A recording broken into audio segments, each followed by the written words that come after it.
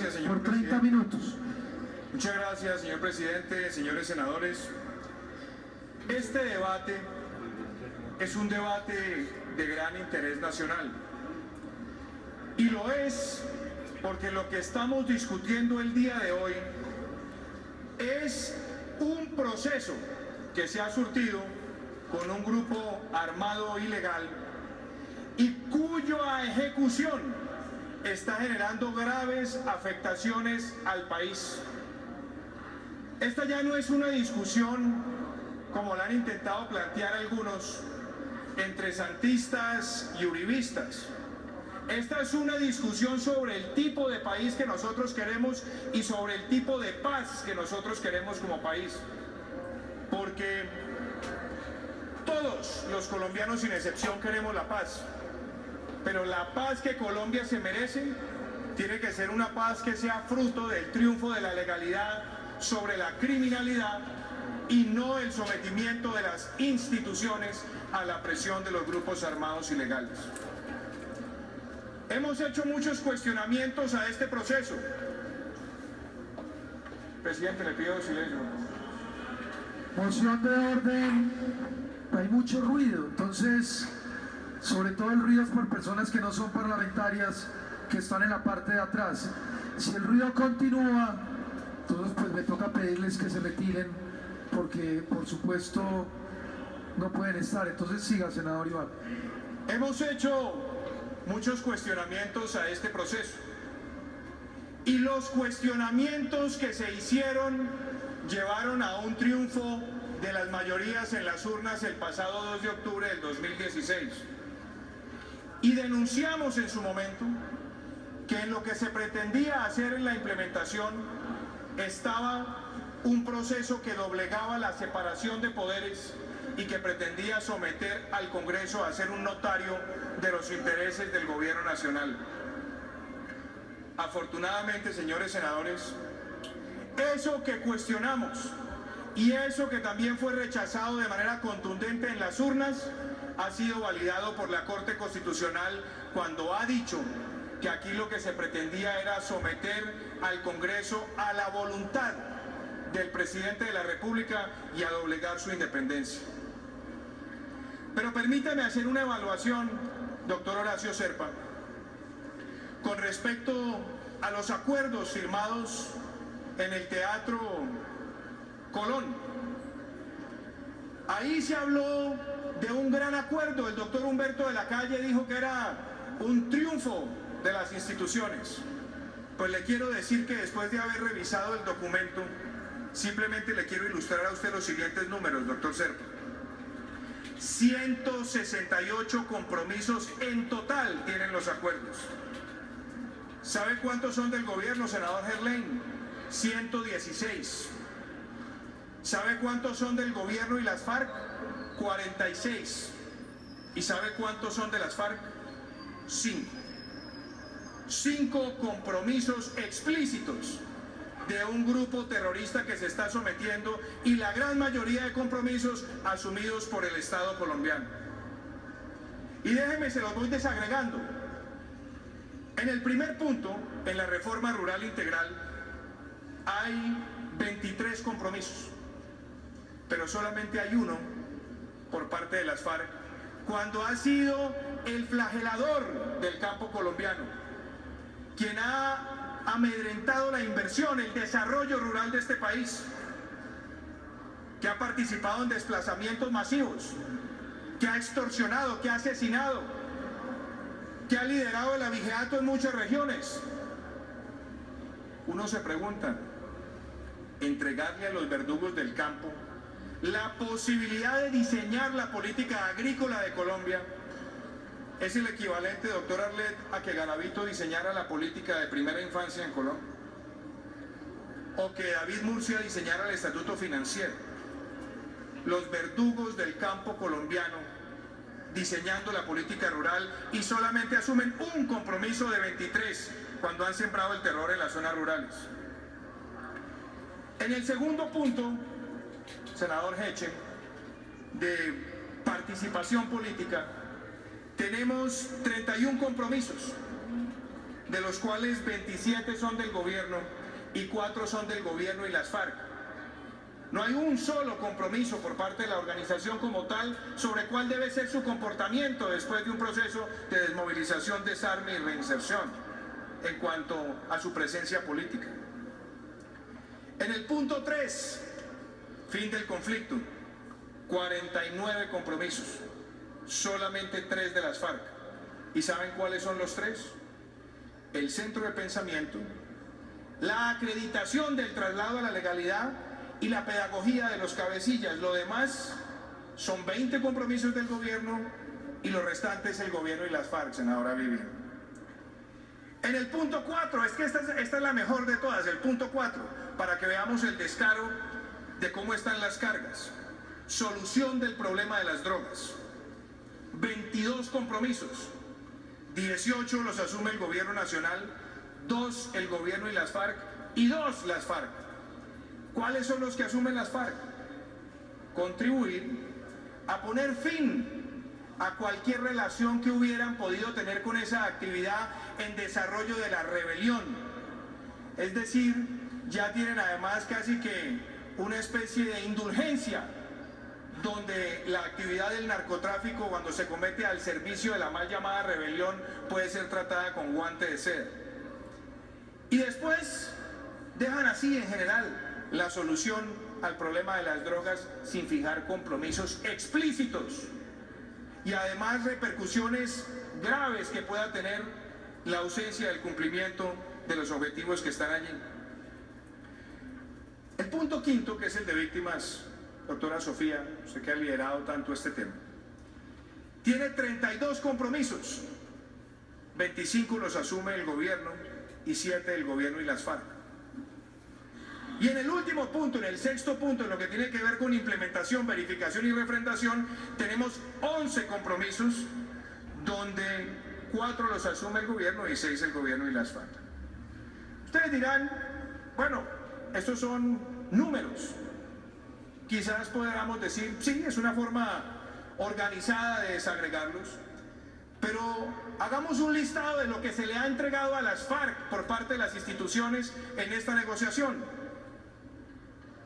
¿Cómo les parece la primera? El narcotráfico como delito amnistiable, como delito político si se comete en nombre de la rebelión.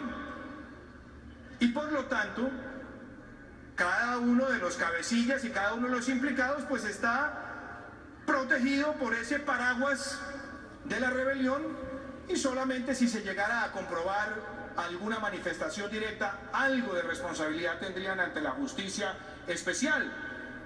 Porque después, si llegasen a decir alguna conexión con las actividades rebeldes, entre comillas, nuevamente tendrían otra puerta de salida.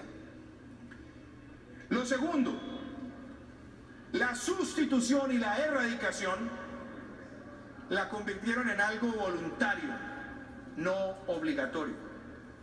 Entonces ya no solamente el narcotráfico puede tener el tratamiento de delito conexo y por ende amnistiable, sino que por el otro lado están dando un incentivo perverso a que se negocie la expansión del área sembrada y después con dinero su reducción y seguir en esa actividad de tire y afloje que ya ha sido afortunadamente denunciada por varios organismos internacionales. Tercero, las FARC pretenden hacerle creer a los colombianos que obviamente quienes participan en el sembrado, en la recolección de esa coca, pues son ciudadanos inocentes de un proceso donde el Estado y la guerrilla han estado en controversia. Y por ende lo que buscaron es que también cesara la acción penal contra los cultivadores. Entonces en cascada, el narcotráfico amnistiable, la sustitución y la erradicación voluntarias, y no hay acción penal para los cultivadores. Otra de las cosas que se les entregó, participación política. Nadie podría discutir que haya participación política después de un proceso de desmovilización, desarme y de reinserción, pero no de los criminales de lesa humanidad, porque la Constitución tiene el artículo 58 que es claro, que quien ha cometido delitos graves no puede aspirar a cargos de elección popular, y mucho menos al Congreso de la República. Ahí se empezaron a hacer esguinces.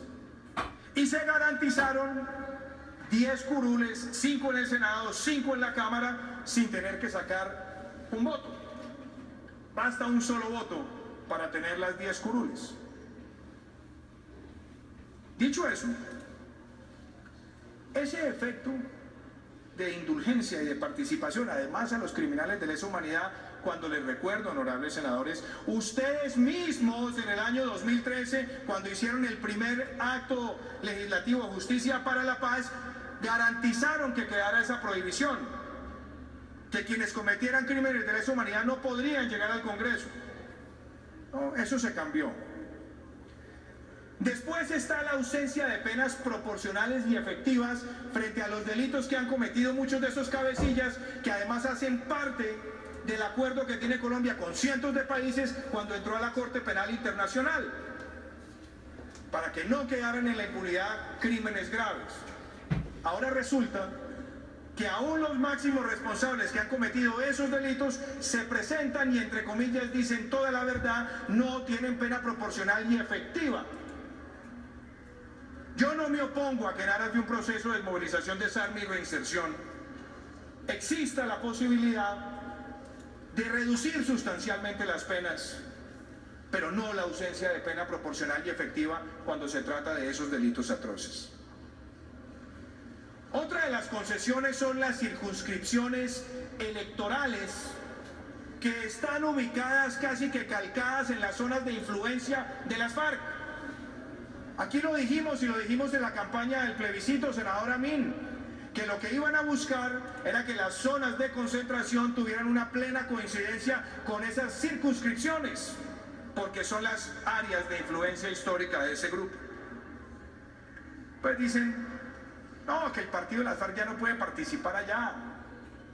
Claro que van a participar indirectamente, no nos digamos mentiras, y la prueba de ello es que está replicado el mapa casi de las zonas de concentración con esas circunscripciones electorales. Pero viene otra, senadora Maritza. Aquí nos han dicho que esto es una guerra y que como tal hay que darle la homologación como sujetos de la guerra a las fuerzas militares con las FARC. Y aquí se ha hablado mucho del artículo 22 de la Constitución del Derecho a la Paz, pero qué poco se habla que ese artículo 22 emana del artículo 2 de la Constitución, que obliga al Estado a proteger la vida, honra y bienes de los colombianos en todo el territorio nacional. Entonces las fuerzas militares son las fuerzas militares de la Constitución. Son las fuerzas que están cumpliendo ese mandato de legalidad en el país. Y resulta que han sido homologadas en su cadena de mando y en su cadena de administración con la guerrilla. Dicen, no, es que eso no lo incluimos, no incluimos a la guerrilla. Claro que lo incluyeron porque en el primer acuerdo eran los artículos 44 y 59, y después lo que hicieron en el nuevo acuerdo fue eliminar a la guerrilla para que quedara como factor de interpretación el aplicable a la fuerza pública. Otra concesión más, una justicia especial que puede tipificar delitos, que además excluye la participación de facto del Ministerio Público como garante del debido proceso, que además tiene la posibilidad de dirimir todos los conflictos de competencia, porque son 3 de la JEP, 3 de la jurisdicción ordinaria, y si hay empate dirime el presidente de la JEP. Y muchas otras cosas más que están allí. Otra concesión. Se crea una comisión de la verdad, pero se hace todo un preludio a esa comisión de la verdad para tratar de justificar lo que han denominado las causas objetivas de la rebelión, como si hubiera cualquier causa ideológica que justificara asesinar, secuestrar, reclutar menores en este país. Una reforma política para darles el contentillo a las FARC de incidir en lo que puede ser la arquitectura del poder electoral. Ya lo dije, la participación en las políticas agrarias. Y algo todavía más grave, senador Carlos Felipe Mejía, una comisión paritaria que busca que las FARC estén sentados con el Estado en igualdad de condiciones para determinar si la legislación que se discute en el Congreso es acorde con lo que están los acuerdos y además vetar algunas de las decisiones que pueda tomar el Congreso que no sean acordes con lo que están los textos. Y entonces ahí se pregunta uno, ¿puede entonces un presidente de la República negociar todo el orden institucional y constitucional de un país? La respuesta es no. Los límites y las fronteras de un presidente cuando negocia son la Constitución misma, porque de lo contrario estaríamos convirtiendo al terrorismo en un poder constituyente y estaríamos generando un pésimo precedente, porque además se los digo, el ELN no va a buscar nada menos de lo que se le ha entregado a las FARC. Se han comprometido recursos que no sabemos cuántos son por varios gobiernos para financiar los planes de desarrollo y las inversiones para la paz, entre comillas, por supuesto. Y han permitido que por vía automática, cuando el comandante de las FARC dice públicamente, nosotros no nos vamos a desmovilizar, sino a movilizar políticamente, que entren miembros de las FARC sin un proceso debido y previo de valoración a la fuerza pública de seguridad o protección de dignatarios, entregándole las armas del Estado. Estas son, señores senadores, algunas de las concesiones que hay en estos acuerdos. Pero además hemos aprobado ya varios actos legislativos, hemos tocado la Constitución Nacional por ese procedimiento espurio que afortunadamente la Corte Constitucional ha validado como un proceso que pretendía doblegar la separación de poderes. Y entonces la pregunta, senador Hoyos, después de todas estas concesiones, después del día D, ¿en qué están las FARC? Acá, el 13 de septiembre del 2016, el general Flores dijo que las FARC debía tener algo cercano a 6.700 o 7.000 combatientes. Y dijo que habría más o menos unos 6.300 milicianos. Después, el 28 de septiembre, dijo no, hay 5.875 combatientes. Y ya la cifra de milicianos empezó a dejar de ser utilizada, quizás por presión también de las FARC. Pero en marzo de este año, usted, señor ministro de la Defensa, en algunos medios de comunicación, expresó que según información de inteligencia militar, hay cerca de 8.000 milicianos.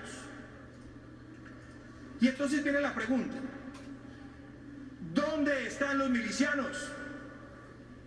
¿Por qué no están concentrados los milicianos?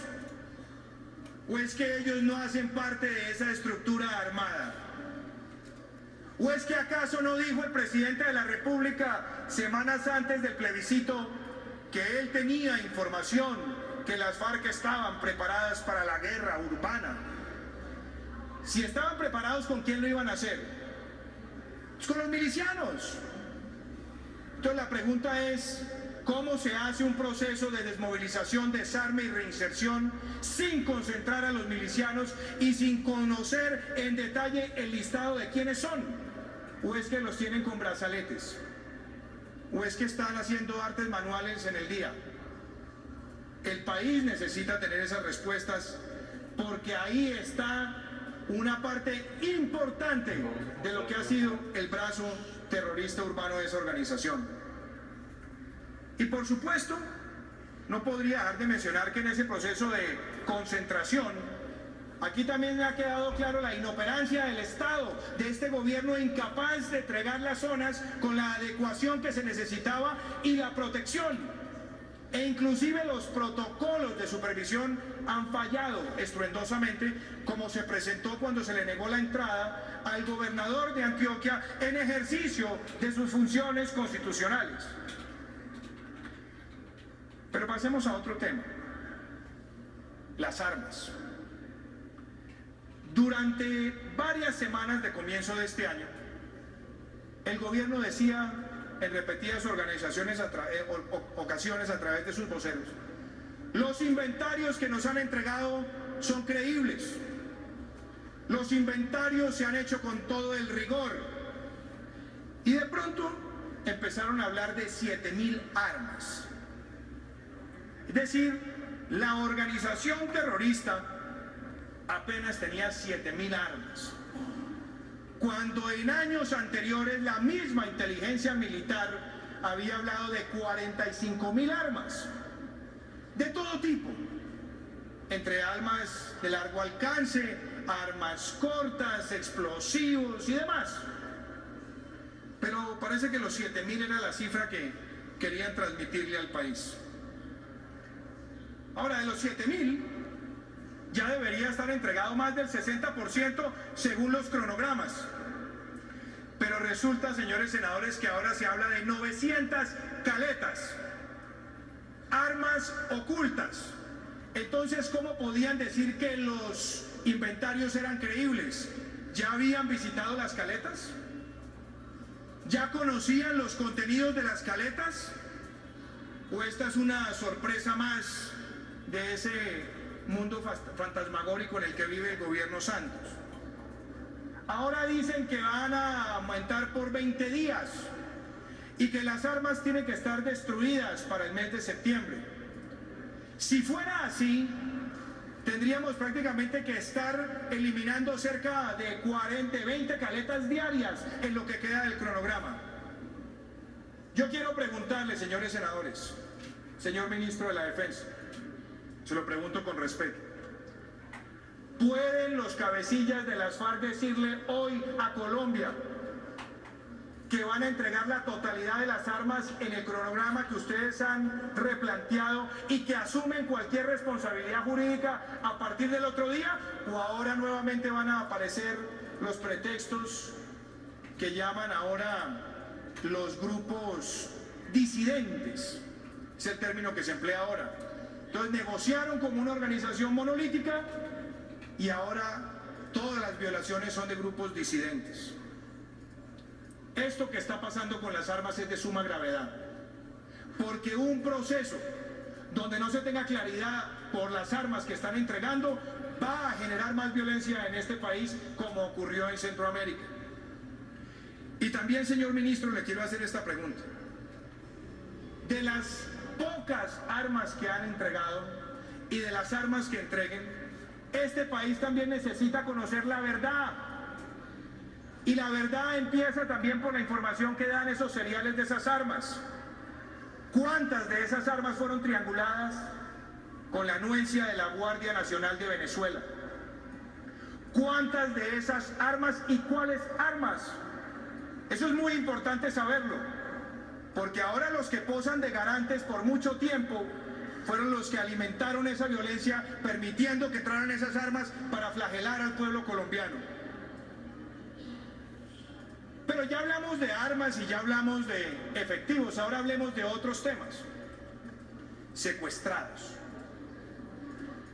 Alguien decía, creo que fue el presidente de la República, a las FARC hay que creerles, ya no les quedan secuestrados. ¿Cómo le parece, doctora Sofía? La Asociación de Víctimas de las FARC ha entregado listados de más de 300 personas secuestradas por esa organización, de los cuales se desconoce su paradero. ¿Qué me dice la senadora Sofía que son 700? Yo vi más de 300, digo, porque hay algunas que pueden tener duplicidad, aceptemos eso. Pero lo cierto es que a este momento, en el día de más 180, no ha habido ningún pronunciamiento de las FARC sobre el paradero de esas personas. Están desaparecidas, fueron asesinadas. ¿En qué fosas comunes están enterrados? ¿Y así pretenden las FARC seguir con este camino de concesiones? ¿Esto no importa la implementación? ¿Esto no le duele al gobierno? ¿Qué repercusiones hay ante la justicia internacional? ¿O es que eso no va a ser parte de la verdad? Y vienen unos temas que nos duelen. Los menores.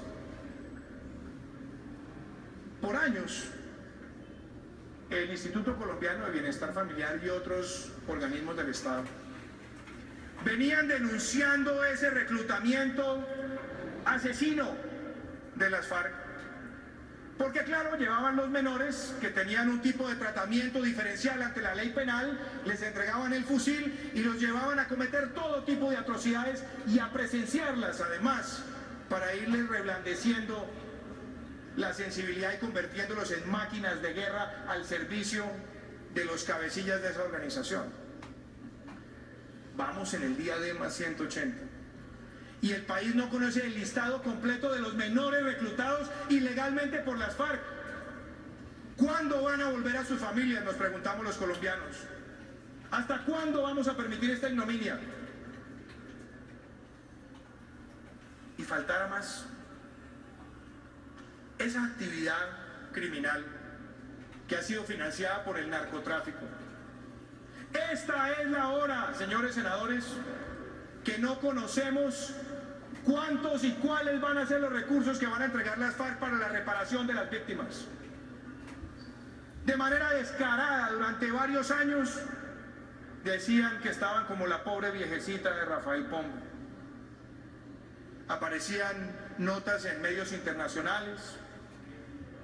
Inclusive se burlaba el presidente de la República diciendo: no se encuentran esos recursos.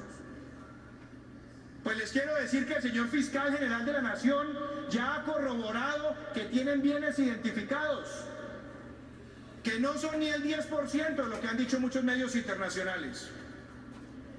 Y entonces acá seguimos hablando de una implementación cuando la FARC no ha dicho cuántos recursos van a entregar para reparar a sus víctimas. ¿Eso lo podemos llamar un éxito en la implementación? Esos dineros ocultos, también señor ministro de la Defensa, señor ministro de Justicia, valdría la pena que los cabecillas de las FARC dijeran cuántos son y cuáles son, y si están dispuestos a asumir todo el peso de la ley por los recursos que se encuentren que no hayan sido declarados y entregados al servicio de sus víctimas para la reparación. Aquí les he contado, senadores, concesiones y en lo que van las FARC. Pero ahora hablemos de otros temas de fondo que tienen que ver con la capacidad del Estado versus lo que está en esas hojas. La capacidad de implementación de esos acuerdos. ¿Cuánto cuestan los acuerdos, senador Villalba? Fedesarrollo dice que 90 billones en los próximos 10 años.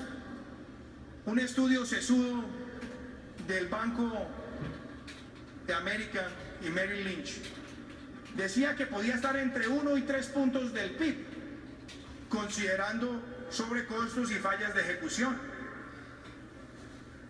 La pregunta es, ¿y esa platica de dónde va a salir? Este gobierno le dijo al Congreso que iba a reducir el déficit. Hoy está en más del 4% y además la economía no va a crecer más del 1.5 en el mejor de los casos. Entonces la capacidad fiscal, ¿qué le van a decir a los 60.000 maestros que están afuera?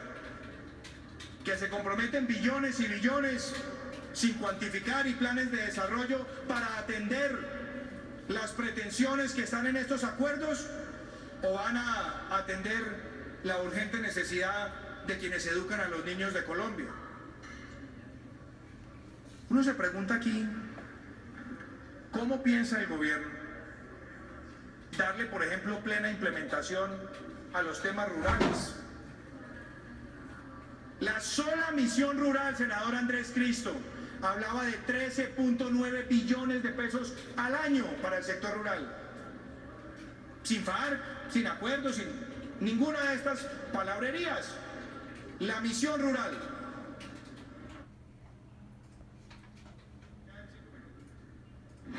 Acá es matemático, senador.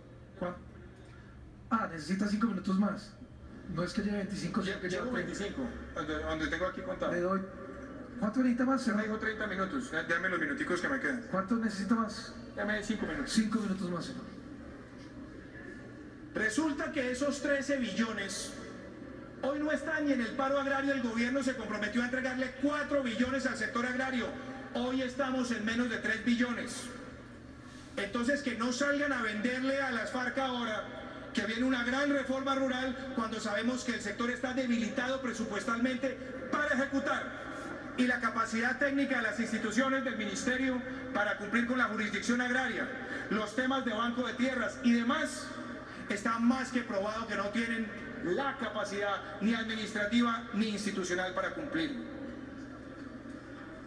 En el tema del Ministerio de la Defensa, a mí me preocupa también la reducción en la inversión del ministerio y del sector y de la densidad de la fuerza pública en las principales ciudades del país. Y aquí habría que preguntarse cómo se va a asegurar esa densidad y esa cobertura de fuerza pública en las distintas ciudades del país, donde va a cabalgar todo lo que se ha hecho mal, porque puede generar efectos perversos en estructuras de crimen organizado.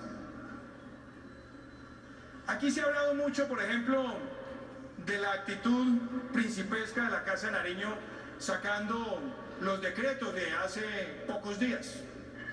De hecho, me llama la atención, hoy el alto comisionado dijo que se había cometido una chambonada. Bueno, aceptó una chambonada. En realidad deben ser muchas chambonadas, porque la chambonada que se ha hecho con la regulación de tierras es todavía peor, que no quiso ser traída al Congreso para que fuera debatida legítimamente por el Congreso, por la presión que empezaron a hacer los cabecillas de las FARC ante el fallo de la Corte Constitucional. Es decir, prohibir que el Congreso legítimamente discuta la política, donde habita el 20% de los colombianos, donde está el 6% del PIB, donde está el 16% de nuestras exportaciones y casi el 18% del empleo. Ahí hay problemas serios en capacidad de fiscalización, en capacidad de monitoreo, en la defensa de la propiedad y, por supuesto, en la tenencia de buena fe. Yo quiero terminar esta intervención, senadores, recordando una célebre película colombiana por allá en el año de 1993 que se llamaba La Estrategia del Caracol, ustedes la recordarán.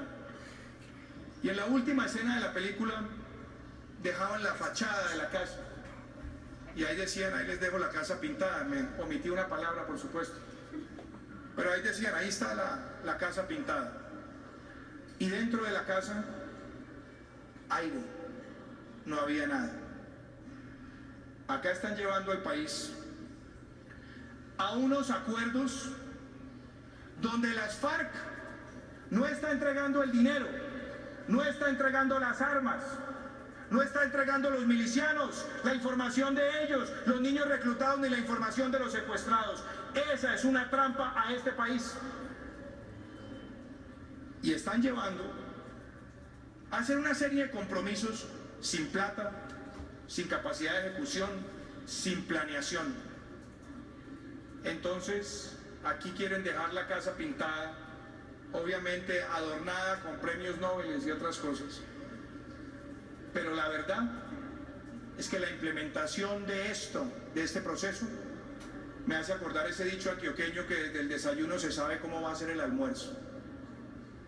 Un acuerdo donde hay 168 compromisos y solamente 5 son del grupo terrorista que más ha flagelado a Colombia, es la demostración que aquí se han entregado la negociación de las instituciones para favorecer al terrorismo.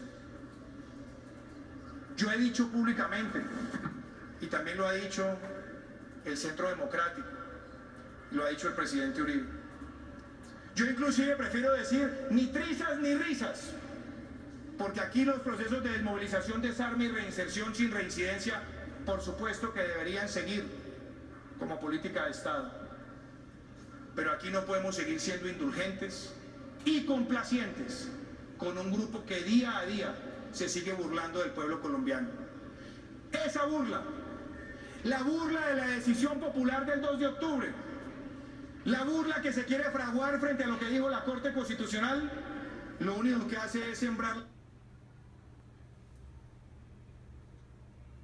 Un minuto, senador. Lo único que va a sembrar es el deseo férreo de este país, del país que quiere paz sin impunidad, de llenarse de legitimidad para hacer las reformas que Colombia necesita para construir una verdadera paz donde triunfa el Estado de Derecho a partir del 7 de agosto del 2018. Muchas gracias, presidente. Tiene la palabra el senador Iván